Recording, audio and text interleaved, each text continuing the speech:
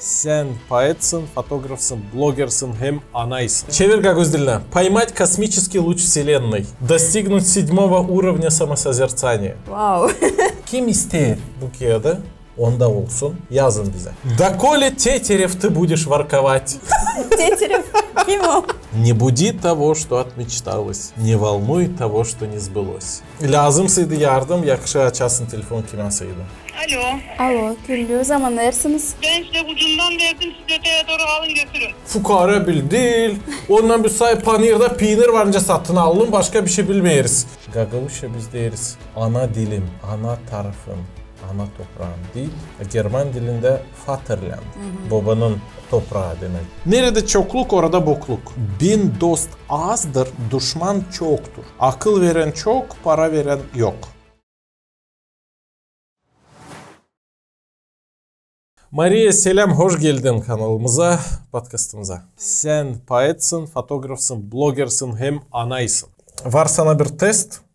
Poetler Gagavuz dilini iyi bilirler, yazarlar, düşünürler. Tabii için biz bakacağız. Sen çevirebilecek mi?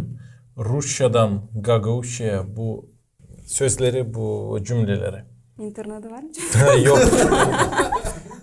İnternette yokunca Google Translate. занята чеботаря hem научный центр звонит etme yokunca. Kendin için düşün. Yazık. Ben zonticiydim. Çevir bu cümleleri Gagavuz diline. Tezbir yapalım. Şimdi girmediğini işe isbalkoma mı ne anı? Ben ihtimal lazım Gagavuzca test verme. Ya da sertifikatın olsun. Seni işe almıyoruz ama bakıyorsun. Gagavuzca bilgileri de yani ben bu tarafta oturuyorum dediğin o tarafta. Çevir Gagavuz diline. Поймать космический луч Вселенной. Bitkisizliğin gün şılacığını tutma. Ha, güzel oldu. Ben sandım ben yapamayacağım. Достигнуть 7 уровня самосозерцания. Wow. 7. katın kendi uğruna yetişme. Ага. Доколе тетерев ты будешь ворковать? Teteref. Kim o? Kim o teteref? Var öyle bir kuş. Plemani kuş ama. Hangi kuş? Ne zamandan sen şımaracaksın? Ne zamandan sen tam var şımarasın. Тетерев. Abu Есениnden. Не буди того, что отмечталось. Не волнуй того, что не сбылось. Uyandırma onları ne istemeklerini. İstemeklerini. Dürtme onları ne olmadı. Aha, ne oldu? Tabir, laf Есенин şiirinden. Пусть струится над твоей избушкой тот вечерний несказанный свет. Вечерний несказанный свет. Nece olacak Gagavuzca? Lazımsıydı yardım, yakışı açasın telefon kimasıydı. Çabucak, hızlı. Пусть струится над твоей избушкой тот вечерний несказанный свет. Alo. Alo, Güllü. Zaman neresiniz? Zaman hayırlı olsun. Biz size звоните der Maria Çebanova. Aha Maria. Yakışır mı edersiniz? Yakışır buyur Maria. Ben şimdi bulunuyorum podcast'ta ile Karasini и Çoban. Burada isteriz Sergey Yesenin'in bir sitatısını sırasını geçirme Gagavuzca'ya. Yardımcı olacaksınız mı bana? Yardımcı olmak yok problemi. Ой, çok sağ olasınız. Пусть струится над твоей избушкой тот вечерний несказанный свет. Siz nasıl düşündünüz bunu? Ben düşündüm. Nад твоей избушкой. Sonra neydi? Тот вечерний несказанный свет. Aha. Güzel şafk. Bak ben böyle başlayıcıydım. Bitki cümleden başlayıcıydım. Pust koyacaktım öne ko. Güzel şafk. Senin evin üstünde evinin üstünde ne yapsın? Şafklansın mı? Струится. Ага. Струиться не нужно. Gözüksün, geçsin, üstünden güçsün. Не нужно струиться. Не нужно переводить дословно. Ага, koy güzel. Просто значение нужно передать. Koy güzel şavk senin evinin üstünde. Gelsin. Gelmesin. Başka bir laf bakalım. Olsun. Olsun var nasıl diyelim. Ama siz bunu şiir formasından demeyi istersiniz. Yok. Просто перевод. Aha, просто перевод. O güzel şark senin evinin üstünden geçsin ya da Geçsin. olsun, senin evin üstünde olsun diyelim. Şılasın ya da. Aha. Şılasın, olsun. Sağ ol Güllü. Şap şılasın yok nasıl olsun bana kalsa. Şap şılasın. Şapka Bakın olsun. ben size ucundan verdim, siz öteye doğru alın götürün. Yok Sağ olun. problema. Sevin Hadi, gün kolay size. gelsin size. Sağlıcakla. Sağ olun. Sağlıcakla. Sağlıcakla. Sağlıcakla. Hadi, sağ olun. İslani varınca kime telefon açan zorluk. Alizden. Kim ta söyleyecek hani Gagavuşa fukara bil değil. Ondan bir say panirde peynir varınca satın alın başka bir şey bilmeyiz. Kaç kilo peynir hem tuzlusu salamurada kaç tuz koymuşlar. Varınca yeseydin çevirme. Pусть струится на твоей избушке тот вечер несказанный свет. Nece oldu bizde? Koy güzel şavk senin evinin üstünde. Şılasın. Şılasın. Ya da olsun. İslam.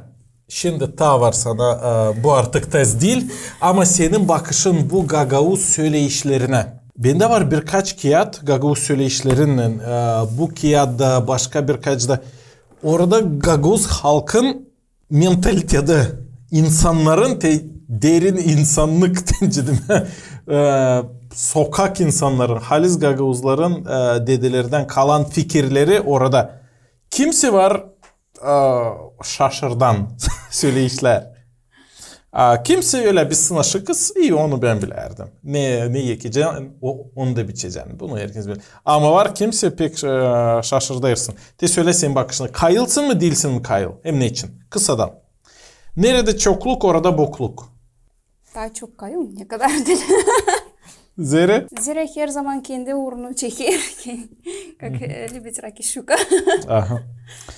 Hayvanda da var kendi dili ama laf etmeyer. Kayılım. Naверное, daha çok kayılım. Bin dost azdır, bir düşman çoktur. Bu Halis'den var öyle. Da bu Gagavuzların söyleyişleri da. Bu Todorangeli'den aldım bunu. O toplamış. İnsan köylerde gezermiş, toplamış, insanlar da sorarmış. Bin dost az. Bin dost azdır, bir düşman çoktur. Kayılım. Çünkü varınca öyle düşman olsun hani. Akıl veren çok, para veren yok. Gagavuzların söyleyişleri değil ben. Sokakta halk böyle laf eder. Doğru mu değil mi doğru? Doğru sanırım. Neden? Ama çeker inanma naparot hani. İşin para da verirdir. Kimse. Kimse veriyorlar. Şimdi bağ kalsa şimdi değişti. Şimdi para veren var. İnsanın canını satın alma. Mephistofel gibi. Faust'ta. Akıl veren yok. Savet veriyorlar. Ama akıl vermiyor. Aha, nasihat veriyor. Nasihatlar da her zaman dil akıl. Çünkü dilim kayıldı. Büyük kafası var ama sümükle dolu. Bu Halis'den nerede? Bu Halis'den Gagavuz söyleyişleri. Bunu Guboglu aradı. Varınca göstereyim ki ya da. Bu söyleyiş... Ben çıkartmadım. Olmuş. Ya yeşil sümüklü daha verilmiş. Hem de bitki, bu öyle biraz poetik böyle. Yer de kara ama bizi besler. Kara derler. O kirli, bravo ya da bu iş dil güzel, bravo o bana dil lazım demekti. Panirde satın alaysın bir şey, ta pakça ta güzelce ayırırsın. Daha çan sayısıyla söyleme yani ayırma, bakma güzel beyaz olsun, bak faydalı olsun derler. Yer de kara ama bizi besler. Çünkü bu yerde var iki taraf balans. Yok kana karanlık, şavkun köyden duymayız. Bizim yerimizde yaşamak da hep öyle. Var iyi tarafı var kötü tarafı da. Bizde karışık kültürü sen yokunca ayıtlarsın da birini başkadan. Диалектика. Закон диалектики является единственная борьба противоположностей. Karşı duran işlerin birliği hem düşmanlığı. barba hem güreşi. Da öyle ama Bulgakov'da çok hep var onda bu ideya. Ama bizde var şans seçelim hangi tarafta biz. Şafk tarafında, doğruluk, iyilik Allah'ın tarafında. O sırada kötülüğün tarafındayız mı? Dille ama neyse. Düşünme. Yaşamakta kötü de iyi de var. Ben de hep öyleyim. Demek kendi pros taraflarını işleriz kendi pros taraflarımızdan biz. Ama işlemerseydik söyleme hani öyle düne böyle kötü ben de öyleyim. Hepsi çalır ben de çalacağım. Ya da diyorlar ki ben böyleyim kabul et birinci var. Ben acıdacağım bunu yapacağım prost işle ama sev beni böyle. Da istemiyor insan. Adam değişilme. İşleme kendisinde. Hristos pek çok laf eder bu işler için. Bak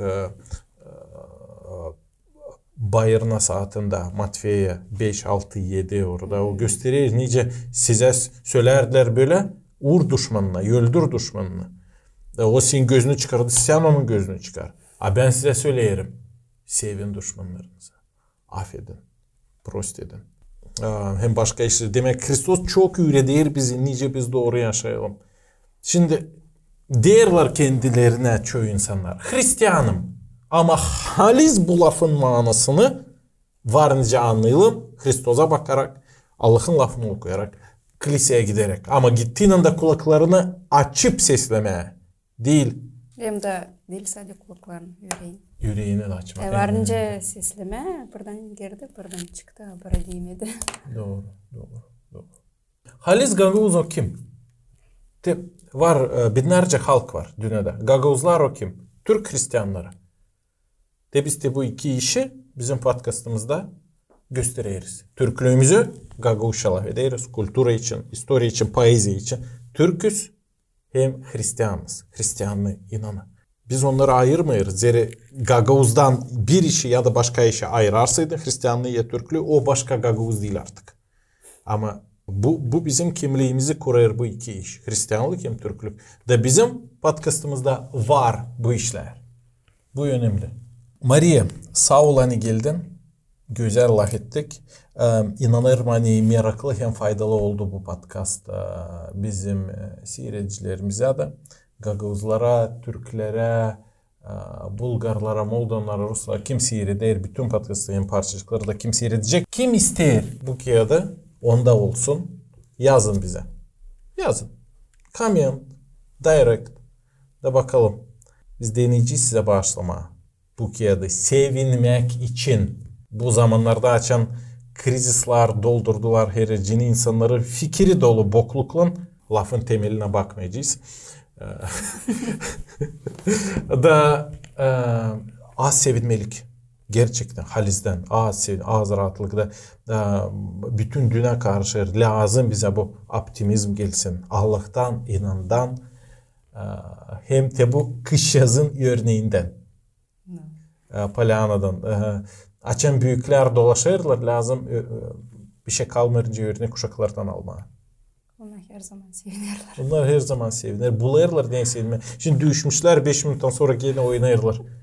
Keşke biz de onlardan örnek alalım. Maria tabir başımız var sana. Resim. Sen dedin hani sizin ailenizde resimleme beğenirler. Sen fotoğrafsın. Resimlerle değil sadece lafla işlersin. Da sana bir resim var bizde. Bağışır. Ne görüyorsun burada? Hazırlık, su, Ayaklar hem eller. Hristos'un elleri. Aha, bu Biblia'dan bir historia. Herkes mi anladı? Nice Hristos, o son akşam açan o komka, Evharisti açan o öğrencilerle şarap hem ekmek aldılar. Hani onlar tutsunlar akıllarında ne için Hristos geldi bu yeryüzüne? Ekmeğin manası o Hristos'un güdesi, şarabın manası o onun kanı. Da bu işi yapma değini açan onlar toplumlar Pascal akşamı orada Hristos yapar bir şaşılacak iş. Ne yapar? Yıkar onların ayakları. Ayaklarını, kendi apostolların ayaklarını yıkar. 12 apostol vardı. Piotr, Foma, başkası da o yıkar onların ayaklarını. Bu işi yaparlar hizmetçiler. Ama o Kendisi hizmet etti. kendisi hizmet etti. Bu yerler bize, yerler hem ayaklar bu perspektiva, böyle meraklı bir perspektiva yukarıdan. Ne bize gösteriyor bu resim? Ne ideyi o bize veriyor? Ne duygular sende oluyor bakarak ona? Bu beni çok dolduruyor, duygulandırıyor bu resim. Ne duygular? Hristos hazır bize Hizmet etme. O ne çok, o pek çok smysl, mana var bunda. Hani onun yerleri bize dini keretiyor açık. İlaçlama, bizi yıkama, sevgi verme. Çok mana. Da, bu bir güzel mana. Hem tabir mana ben göreyim. Hani o Hristos alçak boylu. Kendisini aşağı eğiltti. Hizmet etmediğini insanlara. Bu kimin elleri gösterili? Allah'ın elleri. Bu dünyayı yaratan eller. Da onlar yıkarlar. O adamların tozlu kirli ayaklarını. Bu sevgi hem aşağı boyluk. Yörne. Da dil hodol hem dik olma. Bu resim der bize. Zira hodoluk diki getirir neye? Kavgaya, cenge, konfliktlara. Biz bıktık onlara, doyduk onlara. Ama bu resim çok taraftan varınca mana çıkarma bundan. hem de suda bak. Suyun manasını varınca düşünelim hep. Allah'ın lafı. Yıkar bizi baklar. Her zaman. Peki. Ayaklarını da varınca manasını çıkarma. Ayak o yolculuk. Gitme. En kirli güde parçası o ayaklar. Ayaklar en kirli. İleri insanlar sandalyeyle gezermişler. Tozlanarmış ayakları. En kirliymiş ayak insanda da. O en kirli insanın parçasını ister baklama. Değil nerede sen düşünüyorsun hani ben doğruyum. Buram bende islah. Allah'ım bak ne ben islahim. Yok de o en kirli canın parçasını o ister görme, bulma, baklama. Demek o geldi hastaları, günahkarları ilaçlama hem kurtarma.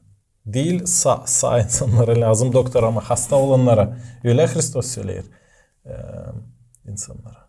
Hem de bana layder bu resim söyler hani su dinlenmek, rahatlık, свежесть, tazelik. Geçen biz yolda yoruluruz.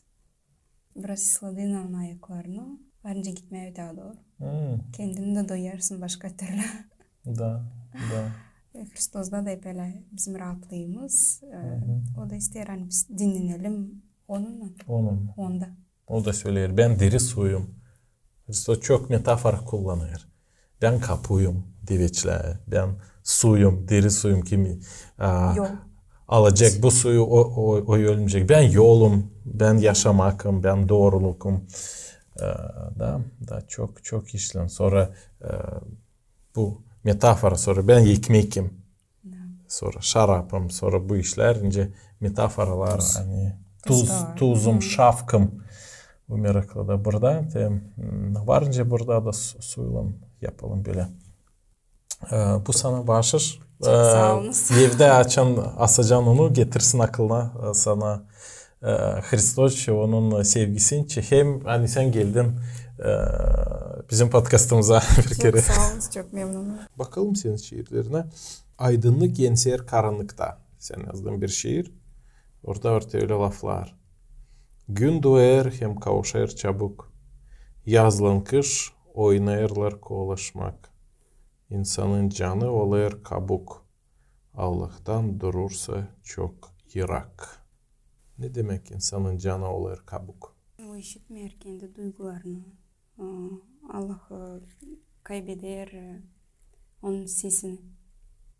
Kendi yaşamasında. hem de yaşamak da olur. Her bir oluşlar da Biz duyarız onları. Da acı da hem de tile açan sen Allah'la her kere olabilirsin. Yaşamak da gelir. Onu yaşama daha kolay. Yaşamayı yaşamak kolay. Ama açan uzaklaşırsın Allah'tan. Sanırsın kendiliğinden savaşırsın hepsi din çekme. O zaman da daha zor. Duyulay. Her bir şey daha zor geçirme. Desen ta yazarsın burada. Biz unutayız kaldırma bakışımızı. Bu dünyadan o ayuz göklere. Biz unutayız gökteki babamızı. Basarken büyün de hep eski o izlere. İnsanlar unutmak teması pek önemli. Allah hep ister bize bir şey söylemeye, göstermeye. Biz kam salsı bir şey başladık anlamaya sonra bunu duyarız. O hep bize getirir aklımıza. Vakit de öyle şimdi öyle. Hepsimiz kaçıyoruz. Da. Sen yazmışsın 2016. yılda bir şiir Ana Makyat olmadı. Sizde kaç uşak ailenizde? 8. 8 uşak. De Halis tarihten kalan historia gibi Gagavuzların aileleri de böyleydi. Doğru mu? 8 uşak, 10, 12, 5 böyle çoktu. Da bu kadar uşak siz çok ailede. Da bu kadar talantlı içinizde var uşaklar. Nice böyle nereden gelir? Ben de tutmayayım aklımdan kimseydi bizde anam ya da mahallelerimiz yazsın. Bilirim hani resimlik tarafından var. Çünkü mamam da deden beğenirmiştir resimleme. Bizde ailede hepsi bir sever resimleme. Aha. Benim de sevgim resimciliğe geçti fotoğrafi resimcilik. Ben bilirim çoğunu de senin ailenden pek akıllısınız, açık yürekliysiniz. Nereden bu gelir? Kiyat mı size okuyardı, ana akşamlarda, ürederler misin? Nereden? Neden bu gelir? Bu açıklık, bu duyguluk. Okuma, Alizan'da çok severdim. Küçükten ta. Küçükten. Okuldan her zaman alırdım kiyat bibliotekadan okuyardık. Neden televizoru bırakıp kiyat okuyardın? Şimdi kiyatları bırakıp televizoru bakarlar ya da telefonda, internette. Çünkü televizoru sündürerdiler ana baba. Ana baba sündürerdiler. Görüyorsunuz. Televizoru sündürüp uşak ağrır kiyat. Da bir yaratan meraklı bir insan. İnternette İnternet yoktu. Telefonlar yoktu. Böyle telefon bizde yoktu. Okuyardık. İnteres okuma. İçinde interes varken. Pek çok insanlar kimte gelir. De o yerde oturur söylerler hani küçük kanı ya da şimdi televizor yokmuş ailelerinde. Büyümüşler onsuz. Ondan çekilir sevgi kiyatlara en bilgi. Ne önemli? Ne önemli? İyi yani bende de yok. Sen yazarsın Ana Makyat'ta. Sana çok sağ ol anacığım. Seni yüreğime sıcağı yıktın. Senin için ben parlayacağım haşlak duyguları diktim. Da güzel. Ana teması pek böyle bir duygulu tema. Yesenin ta çok yazardı böyle duygulu şiirler. Anasına письмо к матери. Ты жива еще моя старушка, живи я, привет тебе, привет. Sonra bu ana teması da çoktandan gelir. Da biz görüyoruz hani Evangeliye'de Hristos da Maria anasına söylerdi. Benim ailem, benim anam, kardeşlerim onlar kim benim ardıma gelirler. İnancılar ama hep o zaman da açan Kruça'da asılıydı. Söyledi Yuhan'a. Hani yardım et al yanına Maria anamı. Demek bu sevgi anaya bize Hristos da verir örnek. Gagavuşa biz deriz ana dilim, ana tarafım, ana toprağım değil, baba toprağım. German dilinde Vaterland. Babanın fatherland. Babanın toprağı demek. Babaların apistedeyiz. Ana toprağım, ana tarafım. Bu da önemli bir iş. Ben göreyim Türklerde Türk kültürasında. Patriarhat, adamlar, babalar bunlar. Önemli, onların lafı incitme, kuvvet. Ama anaya daha çok saygı öyle verilir, öyle sevgi. Bu merak. Demek daha çok halis derinden kuvvet var analarda. Duygu kuvveti. Hesap aldın mı bunu? Çünkü ana herkes assotsiasiya gider. Yaşamakla mı? Yaşamak, o doğduruyor. Bizi o getirdi bizi bu dünyaya. O çekti acılar çok. Hani bizi getirmedi bu dünyaya. Ana olarak anlarsın neler, ne olma ana. O çok büyük bir yük. Hem yük hem de bunda pek çok güzellik de var. Onlar her kere bile gidiyorlar. Yüksüz hem zeyitsiz güzellik gelmiyor. Bir şey güzel hem önemli hem derin hem çok vakıda sürten bir şey sadece zeyitten, yükten, zorluktan sonra gelir. Bu Dostoyevski'nin baş teması. Solzhenitsyn'ın hani zeyitler bizi paklayır. Bizi yaklaştırırlar Allah'a. Zeytlenip de senin sonra var kuvvetin, var bilgin söylemeye bir şey önemli. Hem senin lafın daha ağır olacak. Sen zeyt çıktısaydın. Gelir sразу biraz salsa ince yaparlar holoyu. Hani holoyu pakoyu çıksın din lazım onu geçirme. Yani süzme kırma. Süzme kırma o zaman çıkar. Güzel, tatlı, aromatlı holoyu. Bir şey böyle yüzümle de şıra çıksın diye. O yüzümcüyle hem yezme desin. De öyle de bizim yaşımızda öyle. Bizi yezdiğinin ne bizden çıkacak? Çirkin koku nice bir tarakanı mı ezdiğinin çıkar? O sayıda güzellik mi? Nice holoyu ya yüzümü süzdüğünün bak ne. Şıra faydalı. Zeytler, ben Solzhenitsyn'ı bitki vakıtlar çok okuyorum. Zeyt ne fayda var zeytten? Hani o gösteriyorsun ne halis var içinde. Açan yok zeyt biz de öyle maskalarla gezeriz. Varca artistlik yapalım her gün. Ama açan zeyt sana acı diyer. Sen gösteriyorsun kimsin sen halisden belli. Belli. Okusana kendi şiirini. Yolcu kalkardı bayra. Arkasına takmış çuval. Ona bakardı aykırı karşı gelen adam hem mal. Yolcu bakardı yukarı. Dua edip kuşağı sıkardı. Gökten beklerdi kararı. Canı onun yağmur dökerdi. Yolcu çıkardı bayırı.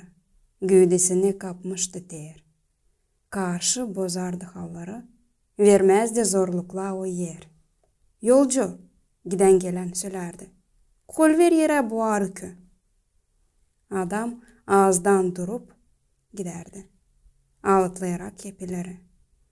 Biz de yolcuyuz bu yerde. Çuvaları takıp gideriz. Atarız göz hep göklere. Dua edip yükü çekeriz. Çuvalında neler var. Arkalarını kırar döker. Var mı küsü? Sancı mı var? Üfken belki seni yenser. Küsü çok ağır. Üfke acı. Çeker aşağı taşlar gibi. Sen de ağrırsın yılacı. Hastalıklansa yok dibi. Durgun da soluklan yolcu. Bak yolunda siyerin pınar. Arkaların dolmuş sancı. Can yorgunluğun sonu hep var. Durgun da yüzünü yıka. Taze, pak sızıntı suyundan. Anla, canın senin. Hiç değil ufka. Kavisin her türlü duygundan. Duygulu, açık, güzel. Bizde Gagavuzlarda var uzun bir tradisiya kız karı poetlarına. Sen bilirsin mi Gagavuz poetlarını? Kızları karılar. Ben bilirim. Çimpayeş, Ganeva, Mokanu. Sen. Sonra var Mircanka, sonra Güllü, Büyük. Var bizde çok. Bana kalsa daha çok adamdan da var. Neçesi adamlar sıkça utanırlar. Duygularını göstermeye. Var öyle bir demek Rusça. Наши слабости, наши силы. Çünkü neçense biz sanırız hani bu açıklık bizim bu duygularımızı çıkarma, gösterme o bir üfkalık. Ama o halizden değil üfkalık. Ben sanırım hani o her zaman kahvelik için. Kuvvet için. Sağ ol. Pek çok kaçarlar kendi kendilerinden. Ama zor sorulara bakma, kaçmama onlardan. Durgunluğa da arama cevapları. Bu yapar insanı meraklı, derin hem halis. Bizim dediler öyleydi. Onlar pek sirek söylerdiler. İyi kim bilir, iyi bırak bunu. Yok, düşünelim, bakalım, araştıralım. Yukarıdan böyle ince bakarak hepsi şeylere unutayırız derinliği. İnce kağıtları okuyarak ya da kısa postları internette okuyarak derin uzun kağıtları unutayırız. Ama sen optimistsin de hep o zaman. Sana nereden gelir optimizm hem sevmelik? Sadece Allah'tan. Allah'tan. Çünkü o gösterir kimim ben halizden. Biblia'da yazılı kimiz biz Allah'tan. Bu doğruluğu onu da arsaydın. Varınca inanmak o yalanlara hangisine söyle bize karanlık taraf. Ama Biblia başka türlü yazıyor bizim için. Sen okuyarsın mı Biblia'yı? Evet. Ben görüyorum. Okuyorum. Belli şiirlerinden de laflarından da. Biblia'nın hangi yerini en çok seversin ya da şiirini hem neden? Больше всего хранимого хранить сердце свое, потому что там все про сердце. En çok koru kendi yüreğini. Çünkü oradan nerede yaşama yüreğin, kaynakları. orada da senin yaşaman. Aha. O Pritçi kağıdında yazılı. Salomon o yeri yazdı. Neyse. Burada var bu kağıt. Pollyanna. Eleanor Porter. Gagavuşya kağıt. Yeni kağıt Gagavuz dilinde. Sen söyledin ne sana verir optimizm hem sevilmelik. Bu kağıtta bir kız padrostak Pollyanna. Ben sana bu kağıdı bağışlayırım. Sağ ol. O üysüz. Anası babası öldü. O yaşar Leluson. O da onu sevmeyir. Bir yabancı kasabaya gitti. Zor. Hepsi yaşamının zorlukları ne varınca olsun var onda. Ama babası ta yaşarken öğretti onu bir oyunu. Babası da inancıydı. Allah'a insan. Adam. Da babası onu öğretti bir oyunu. Sevinmek oyunusu. Şenlik oyunusu. Hani her bir zorlukta bulma bir iyi iş neye varınca sevilmeye. Her bir zorlukta. Da bir örnek. Onun doğum gününe onlar pek fukara yaşardılar. Onlara başlayırlar makak. O ister ona başlasına bir kukla oyuncak. Ona başlayırlar makak. Kastili.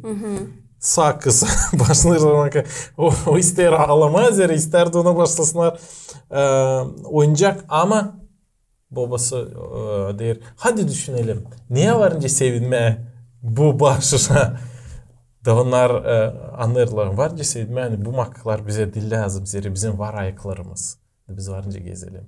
Sonra başka çok işlerde yavaş bu kışaz üredir bu oynuya sevinmek oyunusuna.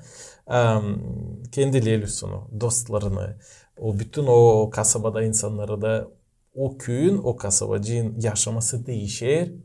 Bu kışazın yardımının. Zira o becerir sevinme, görme, yaşamanın şen tarafına. Bu pek iyi bir örnek. Zira biz yalanlarda, haberlerde, kötü haberlerde batırız yaşamanın zorluklarında. Da unutayırız hani var sevinmelik, var güneş, var rahatlık, var Allah, var sevgi ki verir bize umut. Da bu kağıtçık getirir bize aklımıza bu yaşamanın güneşli tarafın içi. Da bu sana bağışır. Çok sağ ol. Güzel bir kağıtçık sevinirsin yerinde onu tutma. Merak bir fikir. İsterdim sana sorayım. Biz bir araştırma yapıyoruz burada. Hepsi kim buraya gelir. Bir soruyu sorur. Doğru mu Saşa? Sorarız onlarda. Da sonra biz yazacağız bir disertasyon bu iş için. Söyle Gagavuzların 3, Gagavuz halkın, sen de Gagavuz. 3 iyi tarafını hem 3 kötü tarafını. Karakterlerinde, yaşamalarında. Ama açık ol. Rengen gibi. Söyleyeceğim kendim için. O zaman biri küsmeyecek. Unutma iyi işleri de akcent yapma prost taraftan. Ya hepsi prost şimdi. Ya yaşamak da prost, alışmak. Alışma yaşamaya. Tradisiyalara, kültürümüze türlü bakış vardı insanlarda kimse gelir. Kimse görür onda daha çok iyi taraf de bizim tradisiya, bizim konservatif kültürümüzde. Kimse görür bunda zorluk hem problemi ileri doğru gitmez yeri o vermeyer.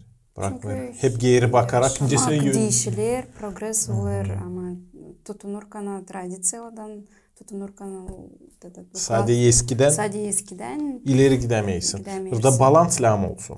Çista da atmama tradisiyaları. Onları lazım tutma aklında çünkü yani olsun unutmama deyin kendi köklerini. Ama ileri gitmeye deyin lazım olma gibkost olma işte. Bu var mı bizde? Hani biz ileri gitmeye deyin lam düşünme, lam bakma, lam yol arama. En ilin sadece geri bak, düşünme. Dedeler yaptı bizim böyle, için. Biz de böyle yapacağız ama bu halizden zorla da yaşamayı. Dedeler bir girde giderdiler sadece hem eşikte. Sen niçin maşınada geziyorsun o zaman? Yaşanınca dediler. Yok ben isterim maşına. İsterim kondisyoner. Ama fikirciğimi işletmeye, şimdiki modern dünyaya yeni gözle bakmaya istemiyorum. Görüyorsun burada disbalans. Burada alıyorum, burada almıyorum. Ya sen dur, ya sen düşün onu da bunu da. Da sonra araştırıp ya bir çıkış kendine. Pozitif işler var mı bizde? İnan. Allah'tan korku bizde var halkımızda. Bu güzel bir iş. Bu güzel bir iş. Hazırlık değişilme sanırım bu da var. Değil hepsinde. Çoğuna daha kolay yapmayıncaydı. Detaylardan gelmiş öyle de yaşama ama ben görüyorum hani şimdiki поколение şimdi bizim yaştan daha iyi de молодежь, gençler ona başka türlü düşünüyorlar. Hazır değişilme. Ama burada da lazım akıl olsun. Doğru değişilme. Bozulmama iyi tarafa hem köklerimizi, kültürün dilimizi de koruma. Unutmama biz Gagavuzuz, Türküz, Hristiyanız. Onu da bunu da tutma da ileri bununla bile gitme. Kaybetmeme kendini. Kimliğini. Da kim yardım edecek bu proseslerde? Senin Allah götürür ama insanlar aşırı.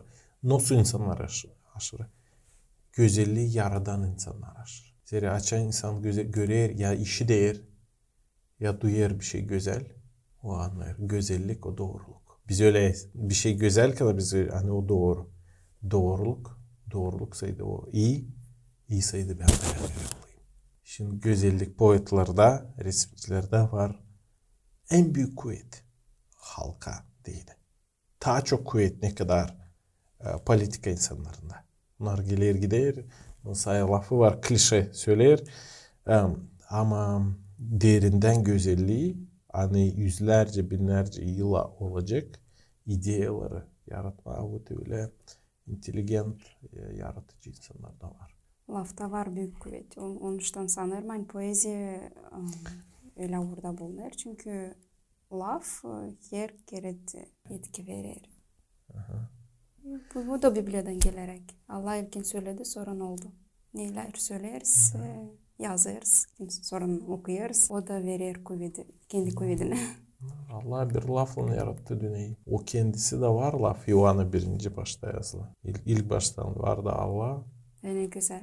Laf vardı Allah'ta. Allah da laftı. Laf. O burası Grecia filosofyasına logos gelir. İnsanlar ta Hristos'dan önce de düşünerler bu lafın kuvveti için. Da Yuvan kullanır hep bu konsepsiyi. Da pek güzel. Da Hristos de o laf. Allah'ın lafıdır. Hristos da biz yaklaşırız Allah'a. Onun lafı aşırı. Hristos aşırı. Biblia aşırı. Evangeliya aşırı. Zira o da Hristos'a gösteriyor. Sana dini İsus Hristos kimdir? Hristos benim kurtarıcım. Çünkü o döktü kanını benim için. Varınca diyeyim hani Hristos bana deyin bir büyük, en büyük kafadar. Hem de en halis kafadar. Çünkü ona her zaman varınca açayım ne olur benim içimde. Hem de bileyim hani o her zaman beni işitecek. Onda her zaman var vakit bana değil. En büyük yardımcı. De burada ben isterdim senin bir slide diyeyim. Deyince sen dedin. Biblia'da Hristos'u biz görüyoruz. Bir taraftan onun Allah'lı tarafını, simasını. O Allah, Allah'ın oğlu. Öbür taraftan biz görüyoruz onun insan simasını. Zira o insandı. %100 Allah, %100 insan. Ama insanlar deneyerek anlama bunu. Kim kere yanlış yollara ayarlar vardı. Türlü yalan teoriyalar hani kilise onlara karşı gitti vardı. Nestorianство, monofizitство hani biri yapardı akcent insan Hristos'un insanlık tarafına, başkası yapardı akcent insanın Hristos'un Allah'lı tarafına. Da büyün bizim aramızda da insanlar hepsi Hristiyanlardan Biblia'yı okuyarak Biblia bir ama biz biraz anlayırız onu kendi icesine. Hep o lafları okuyarak. Da şimdi burada benim soru şu. Kimse ne dini? Hristos, Allah o kavi hem uzak kimseydi. Kimse ne? Allah o yakın dost gibi. Bana kalsa bizim halkımıza Allah bu İslam Karan etkisi de biraz belki var buna. İslam'ın etkisi, влияниясы. Bulgarya Ortodoksluğuna. Allah'ı görürler, kagızlar daha çok uzak hem kavi birisi. Okuyarak Biblia'yı çok dua eder. Ben onu görüyorum daha çok. Şimdi nice yakın dost gibi. Sen onu nice görüyorsun. Ben de daha yakın dost gibi görüyorum. Allah her zaman bana dini bu ruh temaları. O про отношения. Bağlantılar. Bağlantılar. O личные отношения. Geçen kişi arıyor, kendi arıyor. Değil sadece tradisiyalara bakarak bu nice varmıştı eskiden gitmiş. Hem de bir diyeceğim hani Allah her zaman her bir kişiyle işler başka türlü. O gelir nice baba, nice kafadar, nice yardımcı. Çünkü bilirsin hani o üç trojica. Üçlü birlik. Üçlü birlik da. Baba, oğul hem ayızlık. Çok seret Isus'u Allah'ı friendzona'ya atarız. Hani bizde prost bir şeyler olur. Biz gideriz arama Allah'ım. Niçin böyle olur? Yardım et, ver bunu. Ya böyle söylersin nice o işlesin bizim yaşamımızda. Kendimizden bağlantılar o her zaman iki taraftan adımlar. Yapar Allah yapar kendi adımlarını. Biz de lazım kendi adımlarımızı yapalım. Sanırım hani Allah da bekliyor bizim tarafımızdan adımları. Dileyeceğim sen yaptın, ver bana onu, ver bunu. Kullandım da unuttum. Açan ben de hepsiyle ben onu da yerim Allah'a. Öyle bir asosiasyon gittiğince friendzona. Sen benim kafalarım ama... Sadece açan lan kullanma seni o zaman. Da. Lazım kana gideceğim sana. Açan badil lazımsın, kal uzakta. Benim dualarım ne bitki vakitler hani ben istemiyorum ama Allah'ı, Isus'u friendzona'ya da tutma. Ben de isterim bir şeyler yapma. Öyle bir açıklık kendi tarafından. Açan böyle pozisyaya gelirsin, işlersin, görürsün hani gelir varyantlarda nerede Allah isteyse через тебя, senin aşağı bir şeyler yapma başkasına. Bir şey iyilik. Sonuçta bana değil de yakın bağlantılar. Halizden Biblia'da biz görüyoruz o tarafı bu tarafı da. O büyük kahve yaratıcı ama biz görüyoruz onunca yakın bize olan. Ayozdu Hristos o işi de geldi bu yere bize yakın olma. Allah adım yaptı insanlara karşı biz onu anlayabilelim dini Allah'ın planını. Biz yok önce bütününü anlayalım yaratıcıyı o bizden çok daha büyük. Ama o istedi hani onun yaratması daha yakın ona olsun. Da bu verir bize bu şans biz doyalım Allah'ı hem ince büyük kahve her şeyi yaradan uzak hem nice yakın benim dostum kurtarıcı. Bu önemli. Zeri biz duymarsaydık hani o yakın dost o zaman biz yaşamayız da ona göre. Öyle bir korkuda yaşayırız da yanlış Hristiyanlık anlaması oluyor. Doğru. Sen de сразу bende gider yarıştırmak nicecan uşak ana babayla nasıl bağlantılarla. Ve uşak hangisini korkuttular sadece. Böyle yakışmaya böyle ama sevgiyi görmedi. O her bir şey saklayır. O kötü sert olur, büyür. Обязательно bulur kendine bir kompanya yanında onu severler. Hem de kompanyada daha çok veriyatность yani ценности там. Başka. Dilince ana boyu üretti. Da. Ama açan var inançlık var kana. Sen varınca her zaman bilesin hani benim şam. Ben ona bağırırsam o susacak, korkacak söylementi ben okulda getirdim bir iki. Ama hiç bağırmayıp da hiç söylemeyip de doğrultmayıp da o da değil doğru. Demek ki sen Allah'tan ana baba var doğrultma yardım etme. Varınca her Da, lan balans olsun burada. Bağırma prema. Da. Varınca sevgiyle. Sevgiyle hep doğrultma onu. Hep ama sevgiyle doğru. Burada bizim podcastların hem Çoban kanalının amaçların biri adına o gösterme Biblia'yı hem Allah'ı her bir insanın yaşamasına yakın olan her günkü yaşamamızın bir parçası olsun. İnan Allah'a. Her zaman içimizde biz onu duyalım. Değil sadece kilisede 2-3 kere yılda getiririz aklımıza hani biz de inancıyız hem Hristiyanız. Da o zaman açan bu iş yüreğimizde, fikrimizde değişir. Bütün halkın yaşaması da değişir. Sağ olun geldin. Kal sağlıcakla. Siz de kalın sağlıcakla. Kanalımıza adım çok büyüsün sadece. Size pek interesli seyretme. Onun için çok memnunum anne. Ben de geldim size. Sevindim olma birlikte. Böyle güzel temalar alay etme. Sağ ol. Hem de kanalımız oldu bir platforma nerede şiir, resim, güzellik hem derin mana can için açıklanıyor. Biz mutluyuz hani öyle. Kal sağlıcakla. Siz de kalın sağlıcakla.